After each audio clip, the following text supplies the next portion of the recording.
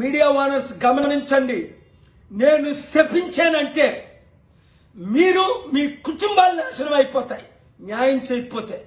పనికిమాలందరికీ live coverage ఇస్తారా, report చేస్తారా, front పేజీలో చూపిస్తారా? పేర్లు చెప్పను.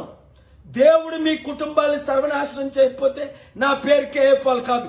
దేశం కొరకు వచ్చాను, రాష్ట్రం కొరకు వచ్చాను, ప్రజల కొరకు వచ్చాను.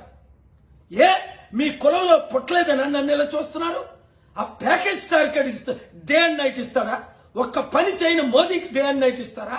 ఓటు బ్యాంక్ లేని శర్మిలాకి మీరు డే అండ్ నైట్ 3 సంవత్సరాలు తెలంగాణలో కవరేజ్, ఇప్పుడు ఆంధ్రాలో కవరేజ్ ఇస్తారా? ఇదా మీరు చేస్తుంది న్యాయం? మీడియా రిపోర్టర్స్ ప్రజలకు చెప్తాను, ఏ ఛానల్ వాచ్ చేయొద్దని. అంతేకాకుండా ఓనర్లు ఎవరు, ఎలా సంపాదించారు డబ్బులు, పిల్లేసి మీ ఎంట పడతా.